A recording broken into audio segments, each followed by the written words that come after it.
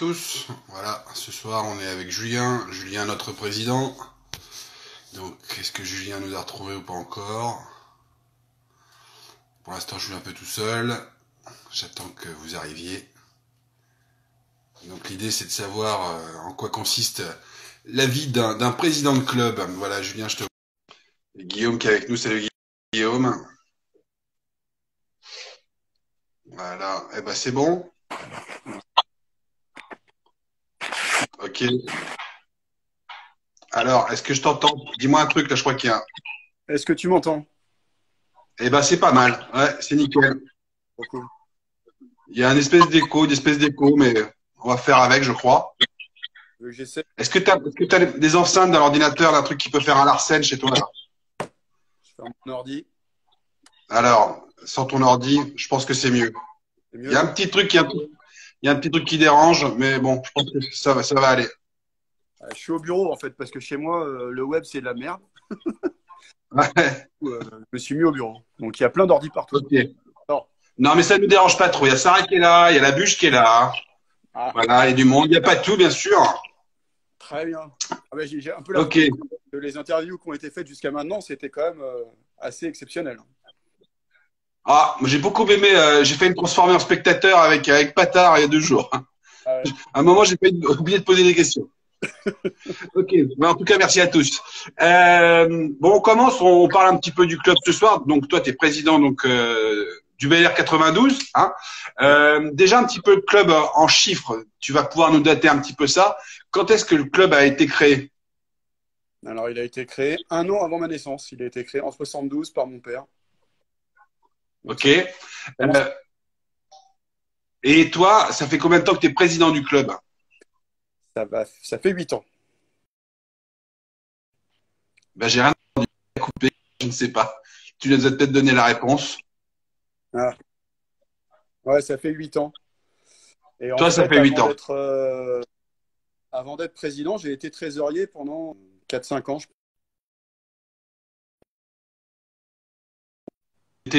Alors, je sais pas si ça coupe, si les autres peuvent nous le dire. Des fois, ton image se fiche. Je sais pas si c'est toi ou si c'est mon téléphone chez moi. Aucune idée. On va essayer quand même. C'est pas très grave. Pareil, toujours dans les chiffres. On a combien de licenciés pour cette saison, en tout cas, au club? Alors, cette saison, on était à 292 licenciés. D'accord. Et c'est la moyenne. On était mieux par rapport à avant. C'était moins bien. C'était quoi? Et ça fait 3 ans qu'on est à ce niveau-là. En fait, on a grimpé les années d'avant. Pendant très longtemps, le club était entre 200 et 220 licenciés. Et puis, depuis 5-6 ans, on a vraiment passé la seconde au niveau du nombre de licenciés. Et bon, c'est plutôt sympa parce que ça veut dire que le club se porte très bien et qu'il est attractif. Donc, voilà. D'accord. Est-ce qu'il y a, il y a des nouvelles recrues? Ça se passe comment? Parce qu'il y a une nouvelle discipline. C'est quoi pourquoi il y a plus de licenciés maintenant? Bah, je pense que c'est un peu de tout. Alors, au niveau des seniors, il y a le plateau qui fait toujours arriver du monde d'horizons divers et variés, hein. Quand les personnes ont décidé de changer de club, et ben, effectivement, VLR 92, c'est un club qui fait un peu envie quand même. Et après, chez les jeunes, on a beaucoup, beaucoup de nouveaux aussi, parce qu'on fait beaucoup d'interventions dans les écoles. Les maîtres d'armes travaillent beaucoup avec les écoles, que ça soit à Bourg-la-Reine ou dans les villes autour de Bourg-la-Reine. Et puis, je pense que tout ce qu'on organise, hein, les compétitions comme le Challenge international des Hauts-de-Seine ou le D'accord. 92, c'est pareil, ça donne de la visibilité au club et donc ça fait arriver des nouveaux tireurs. Oh, il y a la Fédé tunisienne qui vient. Voilà. J'aurais une question parce que c'est un club international et puis voilà, il y a une relation d'amour avec la Tunisie. On en parlera un petit peu tout à l'heure. Ouais. On se met un petit peu dans... Trop rapide pour notre Tunisien. J'ai appris que Momo avait perdu son papa aujourd'hui, donc on pense bien fort à lui, quoi. Voilà. Ouais, courage Momo, courage. Euh, on commence avec l'actualité du club. Il y a une reprise qui est en cours. Est-ce que tu peux nous faire un peu le topo sur les moyens sanitaires? Est-ce que tu peux nous rassurer, quoi? Ouais, alors bon, on a repris lundi, hein, c'est tout frais. On a repris en extérieur. Donc, il y a des créneaux pour prendre des leçons individuelles. Et puis après, une fois que la leçon est terminée, il y a du renforcement musculaire qui est prévu pour terminer la session d'1 heure. Chaque tireur a une session d'1 heure, en fait, avec 3 mètres d'armes à la leçon et 1 mètre d'armes qui s'occupe du renforcement musculaire.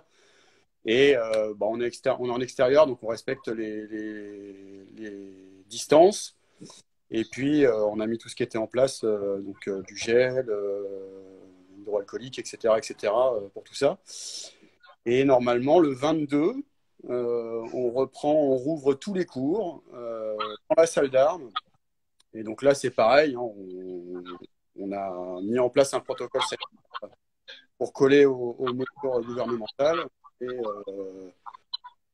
tous les masques les masques qui seront traités seront désinfectés entre chaque cours, etc., etc.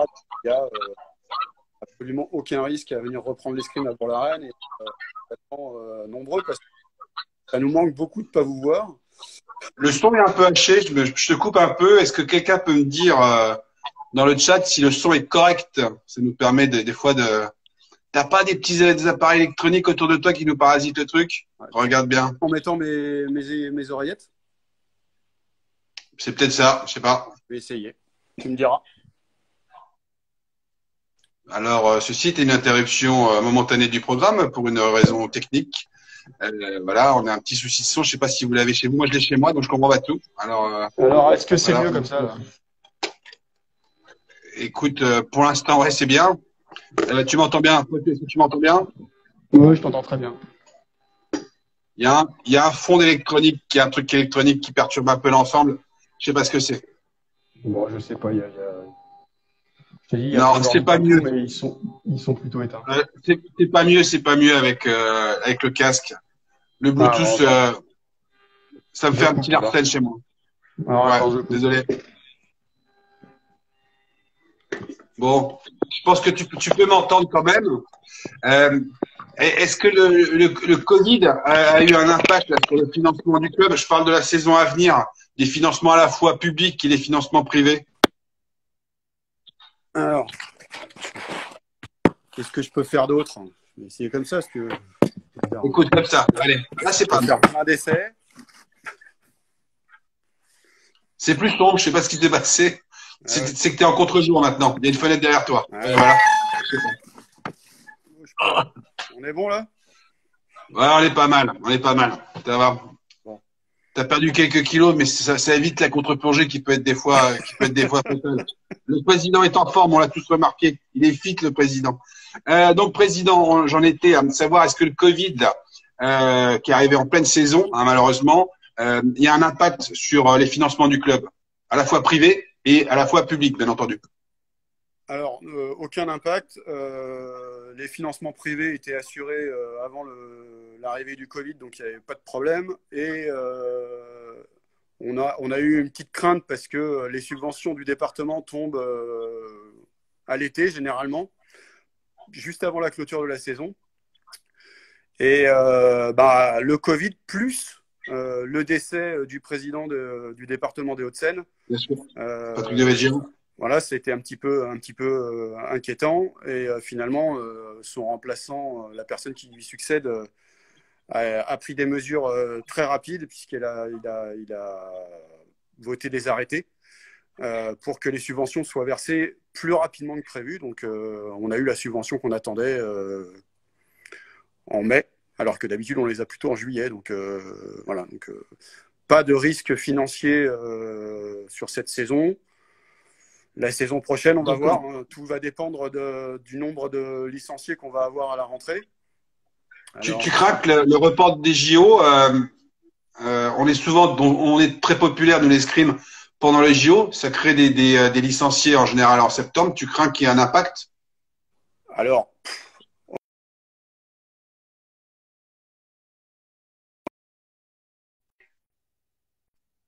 tu les perds. Si tu fais rien sur ton club, tu vas les perdre l'année suivante. D'accord. D'accord. Donc nous, les JO, ça fait assez longtemps qu'en fait, on tient plus compte de ce que ça va nous apporter parce que ce qu'on a vu, par exemple, là, c'est que sur les 3 dernières années, on n'a eu aucune perte de licenciés post-JO. Donc, Mais je pense aussi, JO, le cas particulier de Bourg-la-Reine, on a plusieurs athlètes qui vont au JO. Et c'est quand même une méga publicité pour le club. ça, on est d'accord, que ça donne beaucoup de visibilité au club, encore plus s'il y a des médailles. Donc oui, c'est sûr que les JO, c'est intéressant, mais ça serait bien que l'escrime en France sorte de cette restriction d'avoir de la visibilité juste grâce aux JO. Parce que là, on ne va pas s'en sortir. Si on parle de nous que tous les 4 ans, ça devient très compliqué parce qu'il y a de plus en plus de sports autour et il faut qu'on arrive à évoluer rapidement. Ok. Il faut garder nos traditions, nos valeurs et pas plonger dans le sport business, ça j'en suis convaincu. Maintenant, il y a quand même des choses à faire pour que l'escrime soit un peu plus visible. Parce que déjà... D'accord. Donc tu nous dis qu'on a les financements, ça nous rassure. Voilà. Est-ce que tu nous promets qu'on va avoir la même voilure et que le challenge des Hauts-de-Seine 2021 aura autant d'allure que le précédent? Ah bah j'y compte Voire bien. plus. J'y compte bien. Ouais. D'ailleurs, on est encore en train de discuter avec des partenaires pour faire rentrer, pour qu'il y ait des nouveaux partenaires qui rentrent, pardon. Donc, s'il y a des nouveaux partenaires qui rentrent, il y en aura probablement une partie qui ira sur le challenge, parce que ce qu'il faut savoir, c'est qu'on est une association, donc on n'a pas le droit de faire de bénéfices. Donc, tout ce qui rentre, tout ce qui est en recette, doit être dépensé à la fin de l'année. Alors, on peut garder un petit matelas en cas de coup dur. Par exemple, le Covid, par exemple, là, on finit la saison avec un gros matelas, puisqu'il y a eu pas mal de compètes qui ont été annulées, des salaires de maîtres d'armes qui ont été pris en charge par l'État, etc., etc. Mais tout ça, c'est mis de côté pour faire face à la rentrée, parce qu'on va être un petit peu dans l'inconnu. Mais oui, le challenge sera là. La seule incertitude, il y a 2 incertitudes pour le challenge, c'est quelle date, parce que aujourd'hui, on a une date qui a été arrêtée au niveau fédéral qui est début janvier, mais on ne connaît pas le calendrier international. Donc, tout ça, pour moi, ça n'est que supposition. Et puis, est-ce qu'on pourra avoir des étrangers? Parce que est-ce qu'ils vont vouloir se déplacer dans des pays européens qui ont été durement touchés par le virus? On verra. Est-ce que justement, cette trésorerie nous a permis de mettre en sécurité nos maîtres d'armes, les employés du club, ou alors il y avait des dispositifs qui se sont mis en place au club? En fait, c'est assez simple.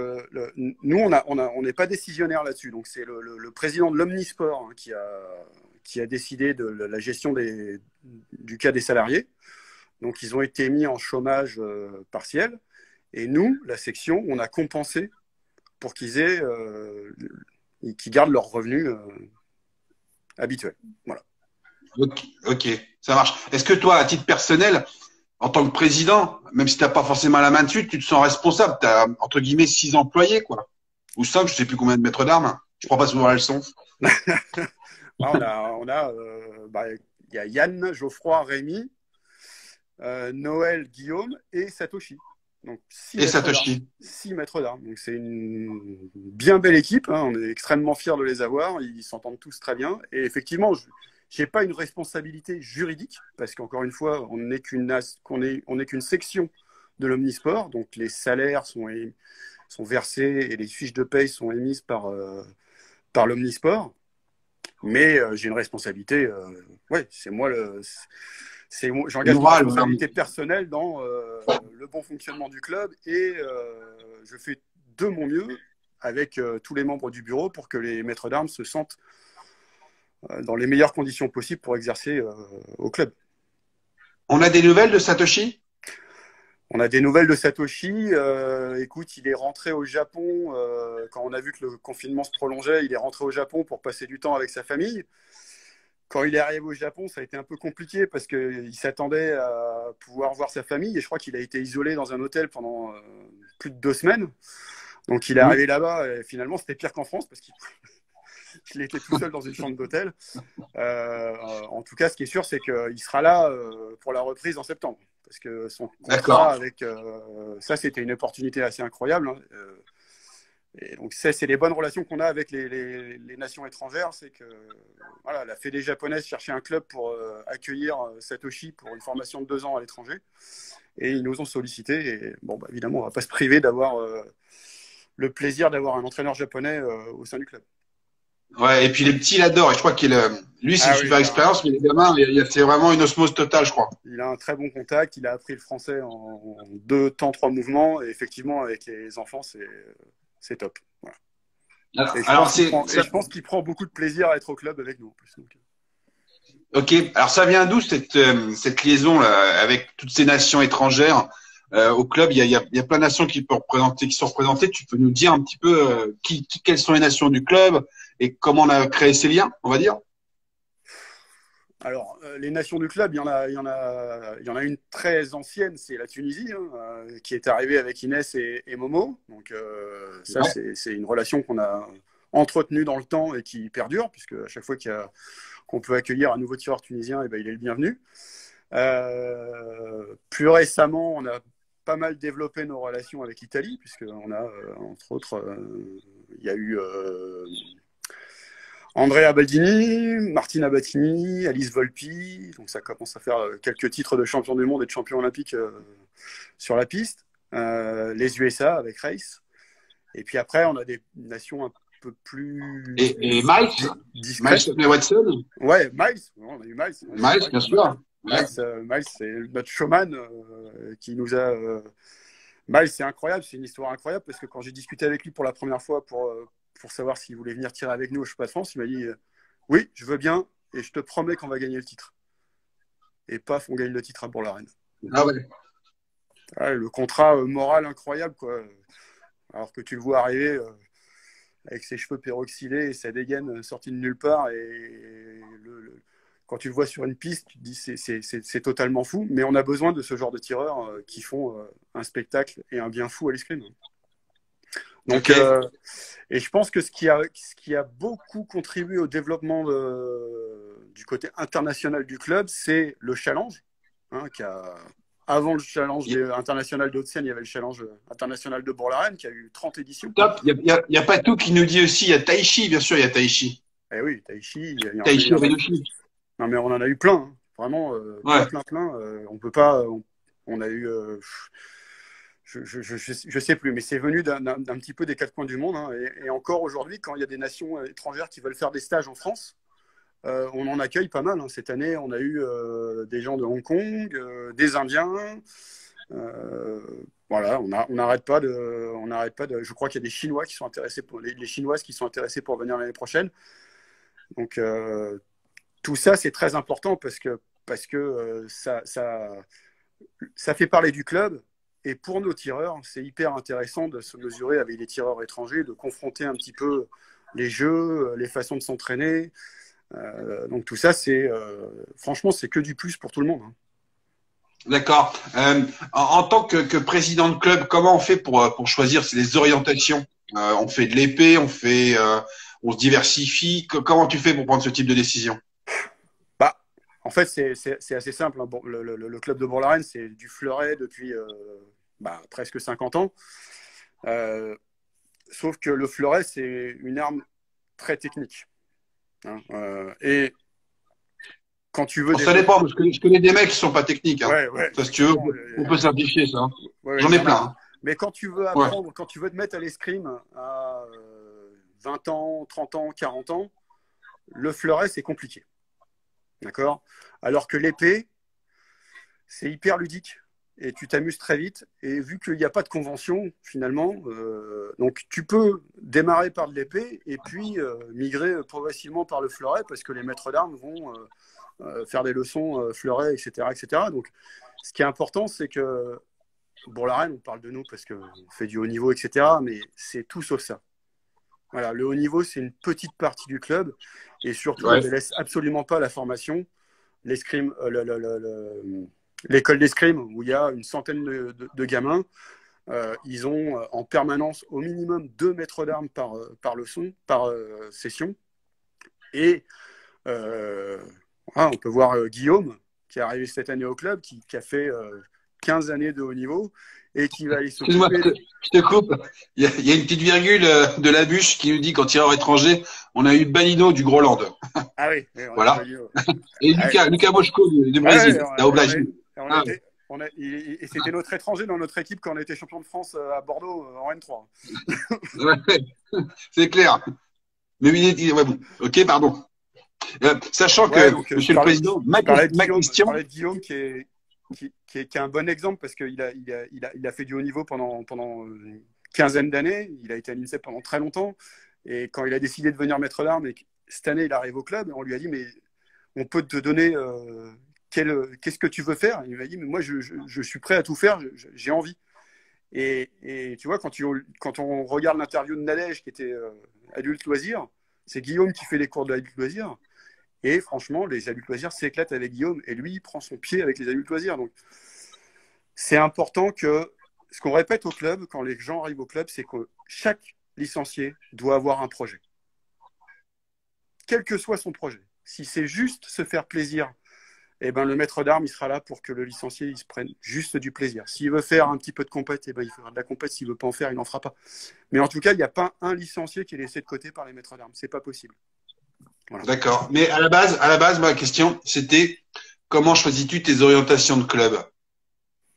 Bah, c'est naturel parce que quand j'ai pris t'en parles avec les maîtres? Comment ça se passe? Eh oui, bien sûr. Il y a tout le côté sportif qui est discuté avec les maîtres d'armes. Et ça, c'est pas on se met autour de la table 10 jours avant le début de la saison. C'est récurrent, c'est tout au long de l'année, etc., etc. Et discussions ouvertes, il y en a tout le temps. C'est très important, c'est la communication. Hein. Et puis avec les membres du bureau, effectivement, ça va être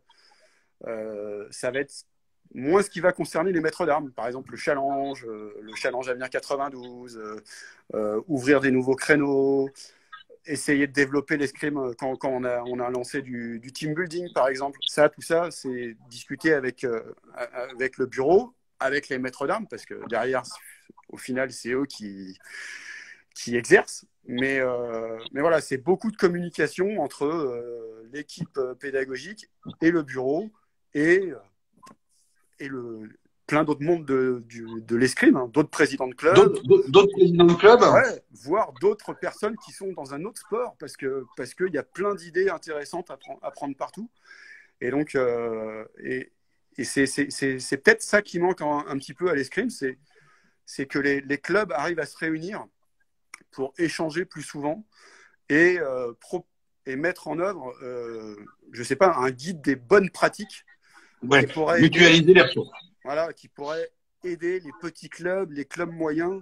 Parce que, en fait, Bourg-la-Reine, on est devenu un gros club, mais on a commencé, on était tout petit. On a franchi les étapes les unes après les autres. On n'est pas né gros. Donc, voilà, il faut savoir qu'un petit club peut devenir gros en mettant en place les bonnes pratiques et avec les bonnes personnes, les bons bénévoles, les bons maîtres d'armes. Ça prend du temps, effectivement, ça prend beaucoup de temps, mais okay. C'est une passion, donc c'est un plaisir. C'est quoi là? Tu parlais de projet sportif, c'est quoi? Imaginons que ça aille bien au niveau santé, sanitaire dans les mois à venir, etc. C'est quoi le projet sportif du BLR 92 pour la saison 2020-2021? Bah, pour le très haut niveau. Schéma idéal. Pour le très haut niveau, il va y avoir les Jeux. Ça, c'est sûr. Hein. On a quelques tireurs qui devraient aller aux Jeux. Hein.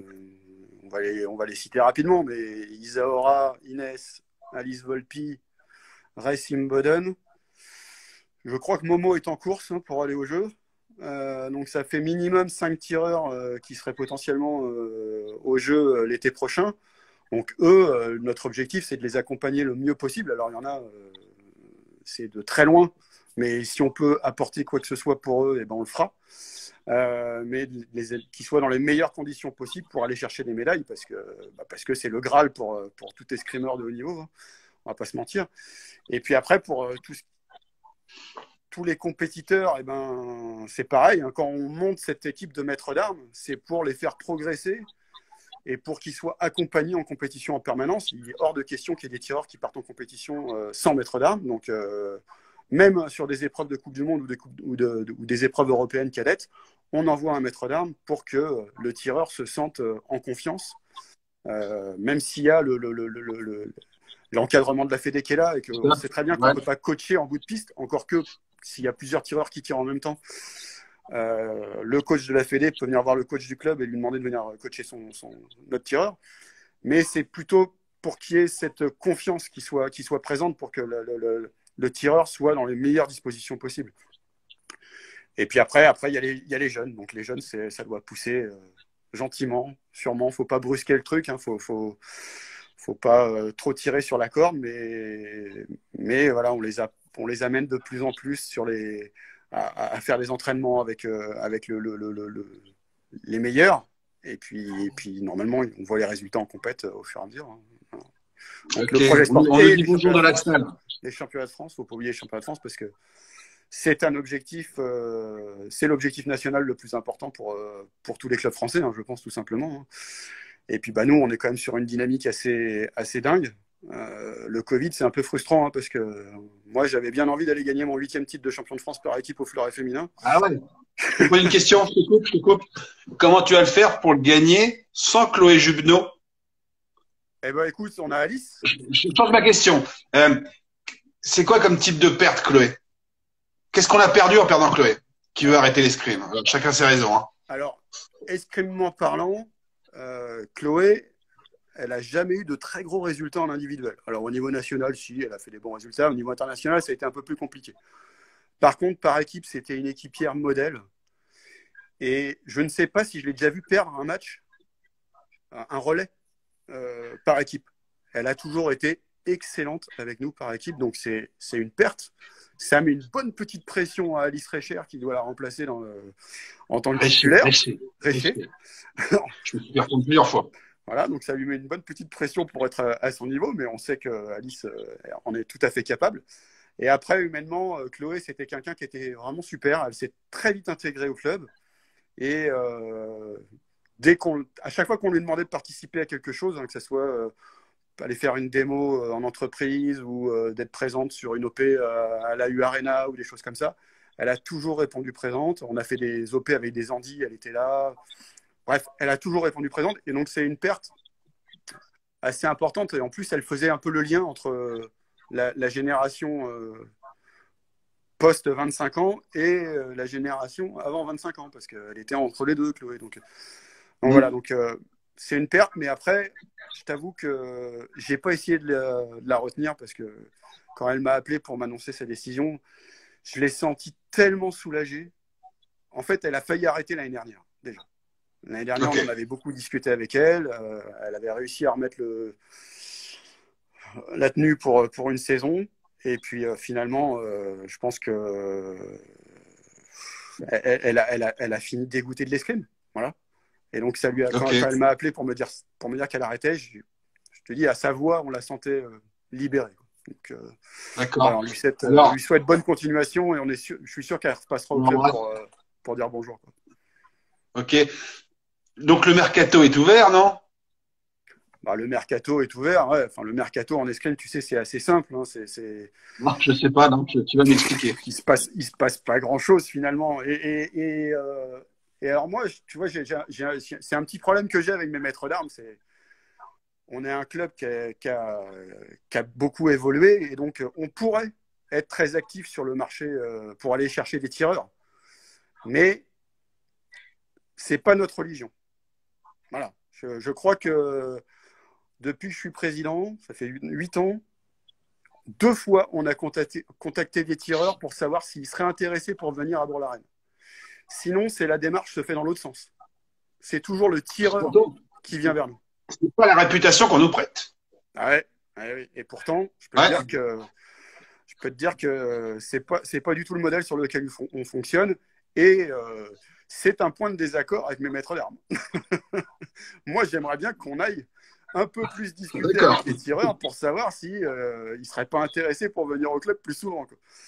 Mais on le fait rarement, très rarement, trop rarement à mon goût. Voilà. D'accord. On va peut-être évoluer. Hein, voilà. T'es aussi, Par je exemple, sais que t'es intéressé. On va aller chercher, tu vois. Si, c'est ma cousine qui m'a dit, viens, je suis à Bourg-la-Reine, ah oui. machin, etc. C'est bien. Et puis je me suis souvenu, alors, ouais, mais le maître d'armes, c'est Blanchet, laisse tomber, c'est pas possible. Je pense pas que tu aies ta cousine pour aller te chercher. Non. Et ce qui m'a décidé, c'est en fait, on parle un peu de moi, désolé, c'est justement le plateau qu'il y avait pour s'entraîner à Bourg-la-Reine. Ah bah C'est oui. que dans les 20 premiers Français, il y avait peut-être 7 ou 8 tireurs qui étaient là le mardi et le jeudi. Donc pour s'entraîner, c'était juste incroyable. Voilà, fin de petite parenthèse. Euh, toi qui est quand même qui aime bien la communication, comment t'as fait pour faire rencontrer Racing Boden et Isaora Tibus aux Jeux Olympiques? C'est organisé tout ça. Alors, j'aurais adoré que ce soit grâce à moi, hein, parce que. Mais non, je crois pas. Je crois pas. Non? Enfin, si, on a aidé Isaora pendant 4 ans à être sélectionnée au jeu. Si elle n'avait pas été au jeu, elle n'aurait jamais rencontré Race. Mais D'accord. non, je crois que c'est les belles histoires d'amour de l'escrime, hein. Regarde, on a la même avec Inès et Erwan. Voilà, c'est un circuit très fermé, l'escrime. Donc, les gens se côtoient très, très souvent. Et donc, je ne suis pas surpris qu'il y ait beaucoup d'histoires d'amour entre escrimeurs de pays différents. D'accord. Et toi, à titre personnel, faut même à titre de président, on va dire, quand je pense à Inès, à Jean-Paul, quand on a des tireurs du club qui font des médailles au jeu, t'es derrière ta téloche ou t'es peut-être sur place, ça te fait quoi à toi? Ah bah, je crois qu'Inès, j'en ai chialé. Parce que Inès, je la considère comme ma petite sœur et que elle est allée au jeu en s'entraînant exclusivement au club. Donc c'est un pur produit du club. Donc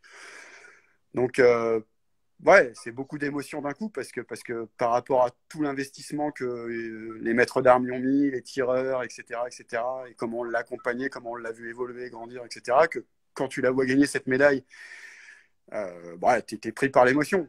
Et puis, Ouais, clairement. ouais, c'était un moment assez incroyable. Je pense que j'ai pas dormi de la nuit, hein. Je me suis repassé les matchs plusieurs fois. J'envoyais 150 messages à Yannou. Bah, c'était incroyable. Incroyable. Et Jean-Paul, c'était un autre sentiment. C'était très, très compliqué à gérer parce que à la fois, on était hyper fiers de sa médaille et à la fois, le déroulement de la finale a été si compliqué à gérer. Et je pense qu'il est pas. Enfin, on peut pas le rendre responsable de cette défaite. C'est absolument pas vrai. Donc, Voilà.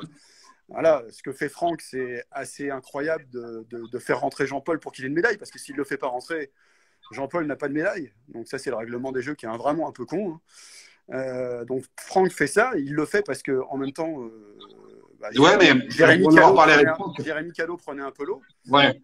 mais ouais, la dynamique du match s'est complètement renversée et donc ça s'est mal fini. Donc on a mis un peu de temps avant d'être content. Ok. Je reviens à un truc dont on a parlé au début, c'est les finances toujours du club, etc. Cet aspect un peu budgétaire. Il y a une créance, t'as une créance, le club a une créance auprès des bénévoles. Comment tu vas faire pour rembourser tout ça? Bah, c'est l'avantage du bénévolat, hein, c'est que ça porte bien son nom, c'est que le bénévolat, il faut rien en attendre en retour. Que ça soit financier ou même de la gratitude ou des choses comme ça, c'est pas pour ça que tu le fais. Tu le fais par passion, par plaisir. Donc, quand tu fais, si tu arrives à conjuguer tout ça, je peux te dire que tu prends ton pied. Par contre, quand ça te plaît moins, je pense qu'il faut vite arrêter. Parce que c'est très dur, hein. C'est très dur, ça demande beaucoup. Nous, bah, toi, tu as rejoint l'équipe cette année, hein, tu vois bien, ça demande beaucoup, beaucoup de boulot avec Marie sur la com. Et donc, moi, ça me soulage beaucoup que vous soyez là. En plus, ça apporte beaucoup de nouvelles idées, de la qualité, etc. Donc, c'est super. Et après, on a les bénévoles, le noyau dur, hein, avec, Oui, mais les historiques, il y en a qui sont là depuis longtemps. non, mais même, il y en a qui ne sont pas là depuis très longtemps, hein. Tu prends Christophe Léchira, qui n'est pas là depuis très longtemps. Il a un boulot de dingue parce que gérer les déplacements pour le club toute l'année, bah, j'ai regardé les budgets tout à l'heure, c'est un quart du budget de l'année, les déplacements. Et c'est au-dessus de 100 000 euros. Ouais, c'est Becker, il ouvre beaucoup, hein. C'est Becker, il bouffe beaucoup, c'est ça. C'est ça. Et encore, il fait plus trop les déplacements, Becker. On peut plus lui mettre ça sur le dos. Il n'a pas le droit. Non, mais tu vois, on a une enveloppe de déplacement qui dépasse les 100 000 euros à l'année. Et donc, Christophe, il organise les déplacements pour tout ce qui est M15, M17, M20, senior. C'est un boulot qui est colossal. Mais voilà.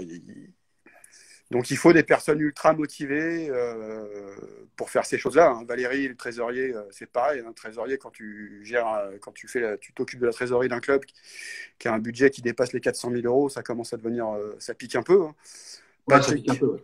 Patrick qui s'occupe des inscriptions et qui là a profité du Covid pour passer la seconde et pour permettre de faire des inscriptions en ligne. C'est pareil, c'est beaucoup de boulot, quoi. Donc, ça marche ton truc à Patrick? Ça marche et ça va marcher de mieux en mieux. C'est normal qu'on essuie quelques plâtres au départ parce qu'on est un peu sans filet finalement. Mais ça marche. C'est le Covid, excuse-moi, c'est le Covid qui a déclenché le lancement de cette innovation? Ça fait plusieurs années qu'on en parle. Enfin, que j'en parle à Patrick parce que moi, je suis plutôt porté sur tout ce qui est nouvelles techno, etc. Et donc, je veux que les choses aillent plus vite, se fassent plus rapidement et que les gens n'aient pas forcément besoin de se déplacer pour faire des inscriptions. Mais la période du confinement nous a permis de mettre ça à plat et de le mettre en œuvre. En fait, le confinement, pour moi, ça a été une espèce d'opportunité parce que ça te permet de prendre du recul sur pas mal de choses et de lancer des chantiers sur lesquels on n'aurait probablement pas eu le temps de bosser si on n'avait pas eu cette pause. Donc, j'espère que le confinement, on a bien œuvré pour être encore plus fort pour la rentrée. Voilà. Okay. L'autre chose qu'on a fait pendant le confinement, bêtement, c'est d'investir dans du matériel pour qu'à la rentrée, tous les licenciés qui louent ou qui ont du matériel prêté aient leur masque, par exemple. Il y a plus on va me prêter un masque parce que le mien est un peu pourri. Voilà. Donc, tu vois, s'il n'y avait pas eu ça, je pense qu'on ne l'aurait pas fait tout de suite. Et finalement, c'est une bonne chose parce que pour des raisons d'hygiène, c'est un peu compliqué de partager son masque, tout simplement. D'accord. Ok, on avance. Voilà, ça fait un petit bout de temps déjà qu'on est en train de parler. On arrive un petit peu vers la fin. Il y a encore une question qui est à la limite entre l'escrime et puis d'autres domaines. Tu vas comprendre là où je veux en venir. On a 2 tireuses au club, hein, la personne d'Inès et d'Isaïra, qui ont des combats au-delà de la piste. Je pense à Inès pour la condition de la femme en Afrique et à Isa plus récemment qu'on voit beaucoup sur les réseaux et qui prend vraiment position pour ce qui se passe aux États-Unis. Est-ce que ça apporte quelque chose au club? Est-ce que on doit séparer le sport de la politique entre guillemets, d'après toi?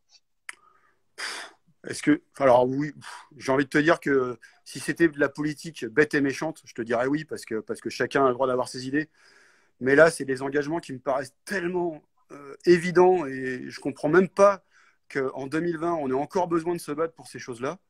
Que oui, moi, je suis 100% derrière elles et elles ont bien raison de le faire. Elles se servent de leur aura pour appuyer sur ces points qui font mal à notre monde, hein, tout simplement. C'est pas possible d'en être encore là aujourd'hui.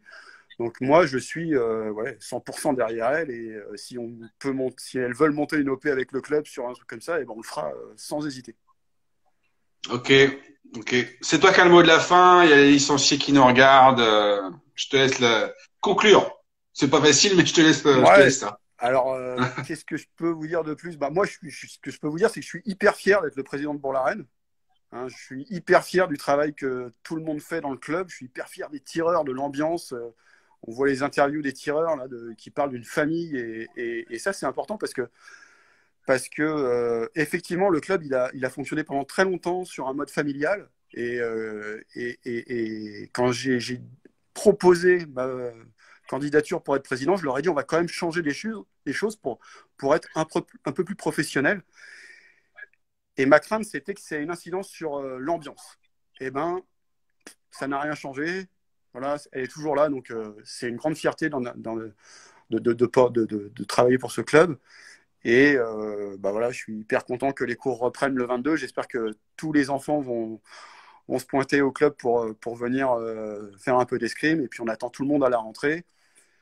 Et puis, on a des bons gros projets dans les cartons qui vont arriver. Un très, très, très gros, mais je ne peux rien dire encore, mais vous en saurez un peu plus à la rentrée. Voilà. Il y a une date pour la rentrée? Je crois que c'est le 3 septembre qui a été arrêté. Mais de toute façon, il y aura des communications officielles qui seront faites si jamais c'est pas le 3 et que je me trompe, mais il me semble que c'est le 3. En tout cas, on va faire parler de nous, on va faire parler de l'escrime parce que ça c'est important, je tiens à le répéter. on fait parler du club, mais moi, ce que j'ai surtout envie de faire, c'est de faire parler de l'escrime et sortir un peu de l'escrime de l'ornière médiatique dans laquelle elle se trouve. Ça marche. Eh ben, merci. Voilà. Et Donc, un grand voilà. merci à toi, Joss, parce que ce projet d'interview qu'on a lancé, c'était pas gagné au départ. Et franchement, c'est une grande, grande réussite. Voilà. J'ai plein d'idées là-dessus. Ouais, on en parlera plus tard et on verra d'autres interviews. Merci à toi. Moi, ça m'éclate de bosser avec le club. Ouais, c'est super. Bon, ben, merci à tous. Ciao, bye bye. Merci à tous. Bisous. À bientôt. Et on se voit sur les réseaux et puis sur la piste au mois de septembre. Ouais. Ou même là. Je parle pendant mon cas au mois de septembre. Je suis pas sûr sur la fin de la saison. Ciao, bye bye. Ça roule. Allez, à bisous à tout le monde. Ciao. Merci. Ciao.